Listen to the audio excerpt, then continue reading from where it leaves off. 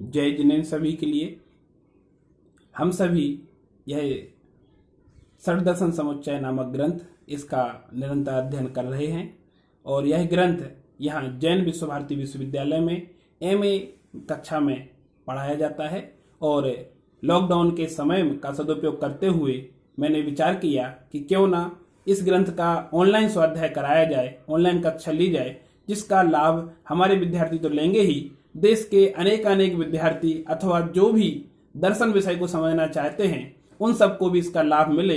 इस उद्देश्य से इन कक्षाओं का प्रारंभ यहाँ किया जा रहा है। कल हमने ये जाना था कि दर्शन कहते किसे हैं, दर्शन के भेद प्रभेद क्या हैं, किस अपेक्षा विशेष से दर्शन का विभाग किया गया, अथवा वेद के 4 भाग कौन कौन से हैं, अंग क्या है, उपांग क्या है, इनकी चर्चा की थी। आज पुनः 6 दर्शनों को नाम के द्वारा उनके प्रस्थापक आचार्यों के नामों के उल्लेख करते हुए मूल ग्रंथ जिसको आधार बना करके इन कक्षाओं का प्रारंभ का संचालन किया जा रहा है, उन पर हम विचार करेंगे। हमारा आधारभूत ग्रंथ है षड्दर्शन समुच्चय, जिसके लेखक हैं आचार्य हरिभद्र सूरि। कल हमने बात की थी कि वेद के उपांग के रूप में 6 दर्शन हैं जिन्हें हम वैदिक दर्शन के रूप में जानते हैं, और 3 दर्शन ऐसे हैं जिन्हें हम अवैदिक दर्शन के रूप में जानते हैं। उन 6 दर्शनों के नाम क्या क्या हैं कल आपने पढ़ा ही था, हो सकता है याद करके भी आए हों या स्मरण में हो। मैं पुनः एक बार उनके नाम कौन कौन से हैं और उनके प्रवर्तक आचार्य कौन कौन से हैं उनके नाम एक बार बता देता हूं। कल लास्ट में ये बात कही थी कि वैदिक परंपरा में सांख्य दर्शन को सबसे प्राचीन दर्शन माना जाता है। सांख्य दर्शन के प्रवर्तक कपिल ऋषि हुए हैं। सांख्य इसे क्यों कहते हैं? क्योंकि इस दर्शन में विशेष रूप से तत्वों की संख्या 25 मानी गई है, तो अत्यधिक तत्वों की संख्या के कारण से इसे सांख्य कहा जाता है और इसके प्रवर्तक हैं कपिल ऋषि। दूसरा दर्शन आता है योग दर्शन।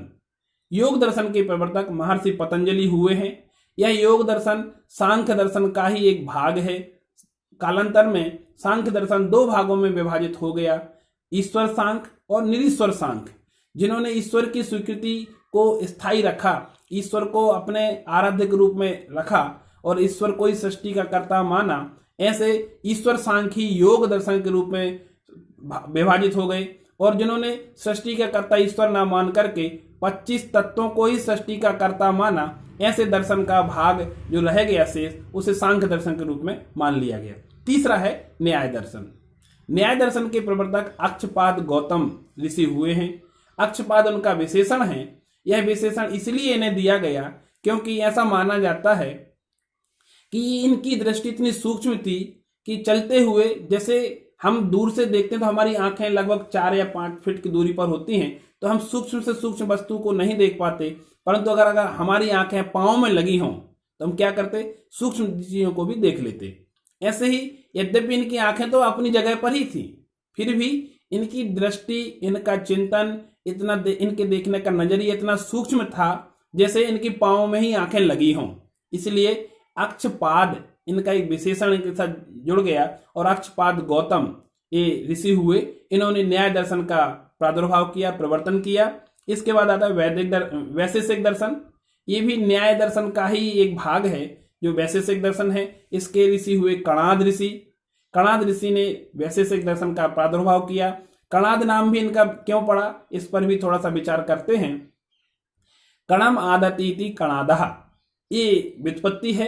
और वैशेषिक दर्शन के जो प्रवर्तक ऋषि हुए हैं या उनकी परंपरा के अन्य जो ऋषि होते थे, उनकी एक विशेषता ये थी, वो ऋषि तो थे, जंगलों में उपवनों में निवास करते थे, परंतु भिक्षावृत्ति से अन्न आदि ग्रहण ना करके, वो उनकी एक विशेषता क्या थी, जब खेत में से किसान अनाज ले लेता है और खेत खाली छोड़ देता है, फिर भी उस अवस्था में भी खेत में बहुत सारा अनाज यूं ही बिखर जाता है। और ये ऋषि उस काल में, अर्थात जब किसान अपना अनाज लेके घर चला गया, उसके बाद खेत में जो अन्न के दाने गिर गए हैं, जिन पर किसी का अधिकार नहीं रहा, वो ऋषि जाते थे और खेत में से उन अन्न के दानों को चुग लिया करते थे और अपने पास संग्रहित कर लेते थे। और कण कण को इकट्ठा करने के कारण से कणम आदति, जो कण को खाता है, यानी अब कितना अनाज मिलेगा उन्हें, मुश्किल से किसी खेत में मिलेगा, किसी में नहीं मिलेगा, तो कणम आदतिथि कणादा, अर्थात वो चुग दानों को इकट्ठा करके लाते थे और उन्हें ही खाया करते थे, इसलिए इनका नाम एक विशेष रूप से कणम आदतिथि कणादा ऐसा पड़ गया। फिर आता है मीमांसा दर्शन। मीमांसा दर्शन के प्रवर्तक जैमिनी ऋषि हुए हैं।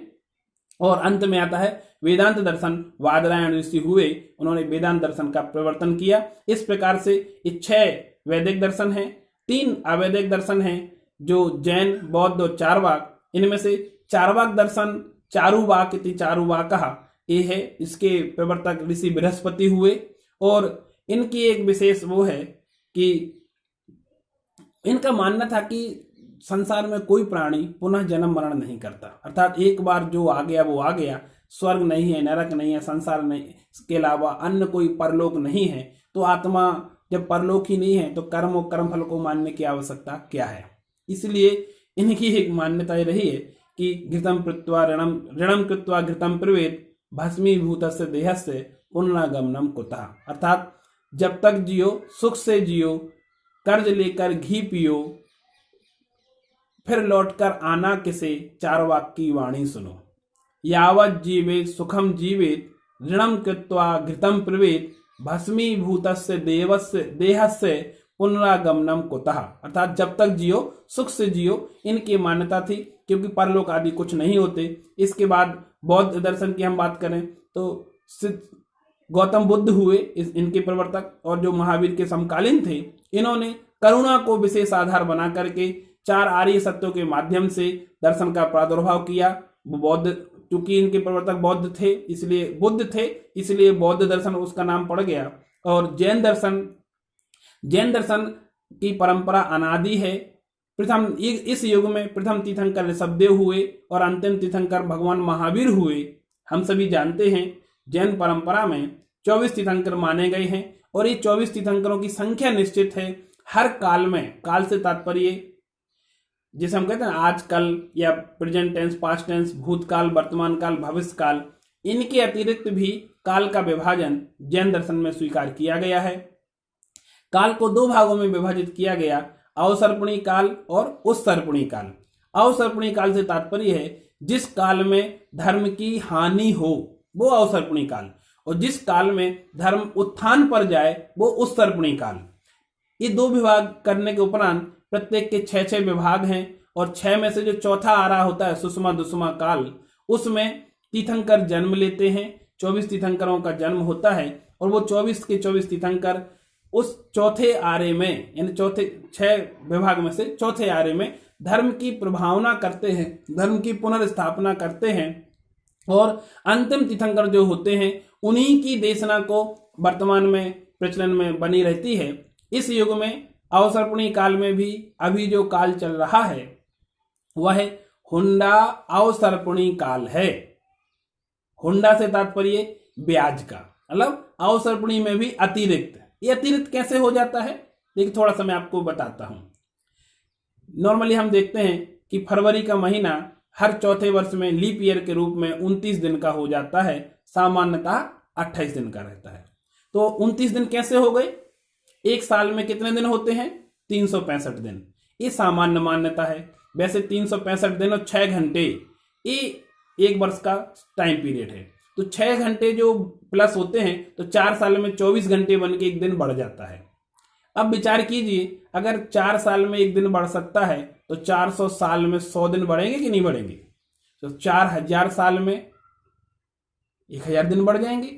ऐसे ही 4 लाख साल में 40,000। तो अब विचार करते जाइए, करोड़ों वर्ष व्यतीत हो चुके, तो जैसे ही हमने मान लीजिए किसी को उधार पैसा दिया और जो ब्याज कई बार इतना हो जाता है, मूलधन से ज्यादा ब्याज हो जाता है, तो फिर मूलधन प्लस ब्याज बराबर मिश्रधन बना दिया जाता है। ऐसे ही अवसर्पणी काल का टाइम पीरियड जितना था और वो प्लस वाला टाइम भी जुड़ता गया। जब अवसर्पणी के बराबर प्लस वाला समय आ गया तो उसे अवसर्पणी के समान ही अवसर मिल गया, इसलिए कहा गया हुंडा अवसर्पणी काल, यानी एडिशनल। जैसे मान लीजिए नॉर्मली हमें सैलरी मिलती है और बोनस, तो बोनस को कैसे खर्च करते हैं हम?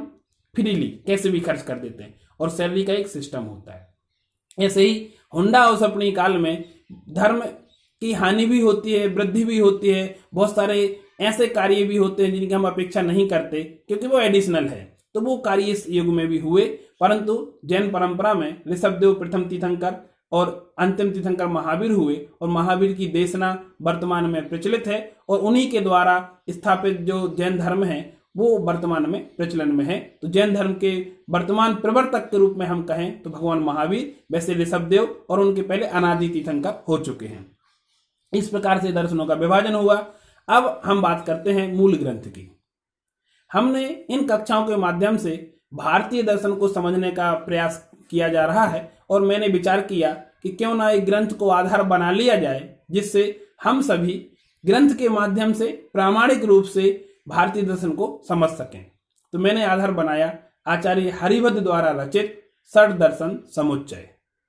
षड दर्शन समुच्चय पर गुणरत्न सूरी ने तर्क रहस्य दीपिका नामक टीका लिखी, और इसके साथ साथ सोमतिलक सूरी ने लघु वृत्ति भी लिखी है। और भाग्य से इस ग्रंथ में तीनों चीजें एक साथ उपलब्ध होती हैं। मूल ग्रंथ कारिका के रूप में उपलब्ध है, गुणरत्न सूरी की टीका भी है, और लघु वृत्ति भी उपलब्ध है सोमतिलक सूरी की।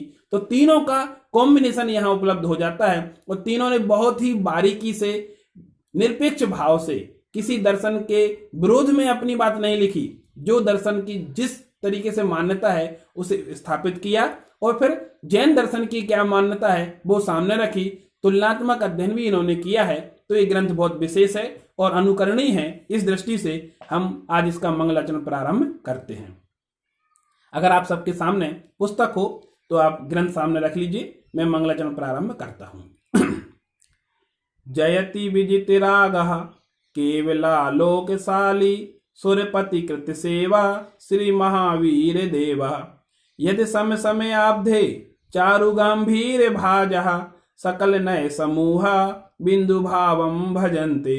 श्री वीरा सजना श्रेय भवतु यत् स्याद्वाद दावानले। भस्मीभूत कुतर्क काष्ठ निकरे तृणन्ति सर्वे पहो। संसीति व्यवहार लोभवती करा निष्ठा विरोध प्रमाणा। निष्ठा विरोध प्रमा बाधाम संभव संकर प्रभृतयो दोषा परेरोपिता। वाग्देवी संविद्येनः स्यात् सदा या सर्वदेहिनां। चिंतितार्थान् प्रपीर्ति है कल्पवल्ली विसेविता।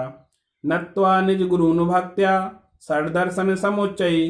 टीकां संक्षेपिता कुर्वे स्वान्योपकृति हेतुवे।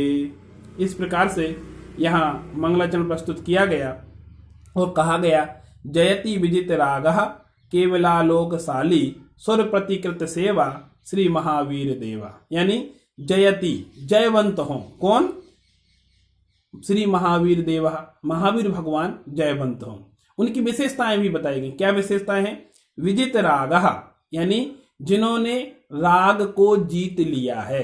राग से तात्पर्य ये मेरा है, ममकार की भावना, शरीर मेरा है, परिवार मेरा है, समाज मेरा है, धर्म मेरा है, समाज मेरा है, या ग्रंथ मेरा है, मैंने पढ़ाया, मैंने लिखा, ये जो भावना है। तो राग में तीन चीजें समाहित हैं। जहां राग होता है वहां द्वेष भी होता है। ये मेरा है, ये मेरा नहीं है, अथवा ये तुम्हारा नहीं है, कोई लेना जाए। तो राग के साथ द्वेष को भी जिन्होंने जीत लिया है, और राग द्वेष को जीत लिया अर्थात मोह को जिन्होंने जीत लिया। तो यहाँ राग शब्द का प्रयोग किया गया। अभी हमने बात की थी कि सूत्र रूप में बात कही जाती है। तो राग के माध्यम से द्वेष और मोह को भी जिन्होंने जीत लिया है। तो जयति विजित रागः यानी जिन्होंने मोह राग द्वेष इनको जीत लिया है। और जब कोई मोह राग द्वेष को जीत लेता है तो वह वीतराग बन जाता है। और जब वीतराग बनता है तो वीतराग की एक विशेषता है कि वह सर्वज्ञ हो जाता है। सर्वज्ञ किसे कहते हैं? जिसने केवल ज्ञान को प्राप्त कर लिया हो वह सर्वज्ञ है। इसलिए देखा अगली विशेषता क्या दी है? जयति विजित रागः केवलालोकशाली, अर्थात जिसने वीतरागता को प्राप्त कर लिया वह केवल आलोक यानी केवल ज्ञान से युक्त हो गया। फिर केवल ज्ञान से युक्त जो हो जाता है सर्वज्ञ बन जाता है यानी अरिहंत बन जाता है। तो सुर प्रतिकृत सेवा, तो फिर सौधर्म इंद्र स्वर्ग से साक्षात इंद्र आके उनकी सेवा करने लगते हैं। कौन है वो? श्री महावीर देवा, यानी महावीर भगवान मोह राग द्वेष से रहित हैं, इसलिए वो केवल आलोक से सहित हैं। सुरपति यानी इंद्र भी उनकी सेवा करते हैं। ऐसे महावीर भगवान जयवंत हो। फिर क्या विशेषता है? यदि सम समयाब्धे चारु गंभीर भाजः सकल नय समूहा बिंदु भावम भजन्ते। देखिए समय अर्थात आत्मा, समय अर्थात काल भी होता है, समय अर्थात आत्मा भी होता है। इसलिए उन्होंने कहा जिनके समस्त कुतर्क रूपी काष्ठ राशि को, सिंपल सी बात है, इन्होंने भगवान महावीर की विशेषता दी है और कहा है कि समुद्र अनंत जल बिंदुओं को अपने में समा लेने वाला आधार है। जिस प्रकार समुद्र क्या है, समस्त जल बिंदुओं को अपने में समाहित कर लेता है, उसी प्रकार अनेकांत शासन रूपी समुद्र में समस्त दर्शनों को समाहित कर लिया जाता है। महावीर भगवान के केवल ज्ञान की विशेषता बताई जा रही है।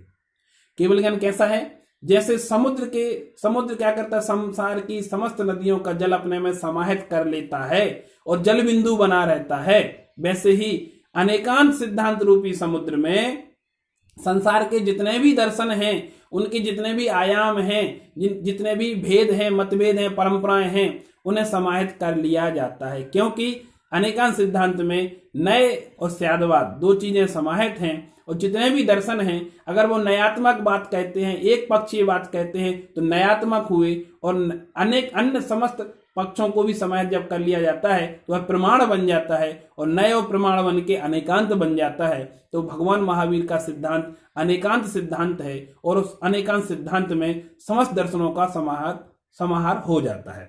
फिर कहा श्री वीरा सा जिने श्रेय भवतु, अर्थात भगवान महावीर की कुछ विशेषताओं को यहाँ बताया जा रहा है।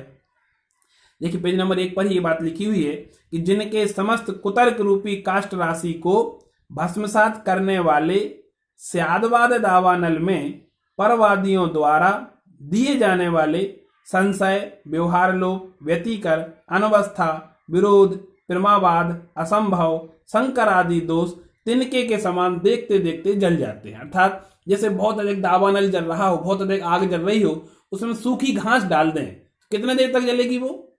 कुछ मुश्किल से 10-20 सेकंड, 50 सेकंड, 1 मिनट में ही समाप्त हो जाएगी। ऐसे ही क्या विशेषता दी, जितने भी कुतर्क करने वाली काष्ठ राशि है, अर्थात वो तिनके के समान अनेकांत सिद्धांत रूपी दावानल में भस्म हो जाती है। इतना विशाल गंभीर अनेकांत सिद्धांत है कि कोई भी कुतर्क वहां स्थिर नहीं रह सकता। जितने भी दोष हैं, अनवस्था है, व्यतिकर है, संशय है, असंभव है, आदि सारे दोष वहां समाप्त हो जाते हैं। फिर तीर्थंकर श्री महावीर भगवान हमारा कल्याण करें। किस रूप में कल्याण करें, क्यों करें? क्योंकि सम्यक आराधना करने से जो कल्पलता के समान समस्त प्राणियों के मनोरथ सदैव पूर्ण करती है, यानी कल्पलता अगर किसी के पास हो, चिंतामणि रत्न हो, तो समस्त मनोरथ पूरे कर देता है, वैसे भगवान महावीर की भक्ति भी समस्त मनोरथों को पूरा कर देती है। ऐसे श्रुत देवता, अर्थात जो समस्त मनोरथों को पूरा करने वाले श्रुत देवता हैं, जिनवाणी है, भगवान की वाणी है, सरस्वती है, वाग देवी है, वागवाणी है, वो ऐसे श्रुत देवता सरस्वती हमारे सम्यक ज्ञान के लिए, अर्थात हमारे अंदर जो मिथ्या ज्ञान है, कुतर्क है, संशय विभ्रम है, उनको नष्ट करे और सम्यक ज्ञान की प्राप्ति कराए। इसके साथ साथ गुणरत्न सूरी अपनी बात कहते हैं कि मैं गुणरत्न सूरी अपने गुरुजनों को नमस्कार करके अपने तथा अन्य के उपकार के लिए, वो स्वयं भी अपना उपकार कर, देखिए कोई भी लेखक ग्रंथ लिखता है तो पहले उसका स्वयं का उपकार होता है। क्या उपकार होता है? स्वाध्याय होता है, कसायों की मंदता होती है, विषय की गंभीरता का ज्ञान होता है और अज्ञान का निराकरण होता है। इसलिए उन्होंने लिखा मैं स्वयं के और जो इसे पढ़ेगा, जो इसे सुनेगा, उस दोनों के उपकार के लिए षड्दर्शन समुच्चय की संक्षेप में टीका लिख रहा हूं। अपनी बात भी कह दी कि विस्तार में नहीं लिखूंगा। क्यों नहीं लिखूंगा? देखिए एक एक दर्शन पर विस्तार से चर्चा की जाए तो एक एक वर्ष भी कम पड़ जाए। दर्शन का विषय इतना गंभीर होता है कि उसकी चर्चा को अब संक्षेप में कुछ शब्दों में नहीं बांध सकते। जैसे सागर को अंजुलि में नहीं भर सकते, ऐसे ही दर्शन को कुछ शब्दों में नहीं बांधा जा सकता। फिर भी सागर के जल का स्वरूप कैसा है, उसका भान ज्ञान अगर हमें करना हो तो अंजुलि में एक जल भर लें हम सागर का, और अंजुलि के जल को चख के तो देख ही सकते हैं कि समुद्र का पानी कैसा है। ऐसे ही अनंत विशेषताओं से युक्त दर्शन के स्वरूप को अगर हम संक्षेप में समझना चाहें तो उनके सामान्य स्वरूप का आभास अगर हम कर लें, सामान्य स्वरूप का ज्ञान अगर हम कर लें, तो हमें दर्शन के स्वरूप का ज्ञान तो हो ही जाएगा, दर्शन की परंपरा का ज्ञान हो जाएगा, दर्शन की अपेक्षाएं क्या है, मान्यता क्या है, एक डायरेक्शन का ज्ञान हमें हो जाएगा। जैसे हम कहीं जाते हैं तो सबसे पहले रोड मैप बनाते हैं, गूगल मैप पर देख करके एक डायरेक्शन निश्चित करते हैं, कहाँ जाना, कैसे जाना, क्या करना, क्या नहीं करना। ऐसे ही इन कक्षाओं के माध्यम से सभी दर्शनों का सामान्य स्वरूप क्या है, उनकी दिशा क्या है, दशा क्या है, स्वरूप क्या है, संख्या क्या है, विषय क्या है, फल क्या है, इनका अध्ययन हम करने का प्रयास करेंगे। कल से मूल ग्रंथ का कक्षा प्रारंभ होगी। आज हमने मंगलाचरण के माध्यम से ग्रंथ प्रारंभ कर दिया है।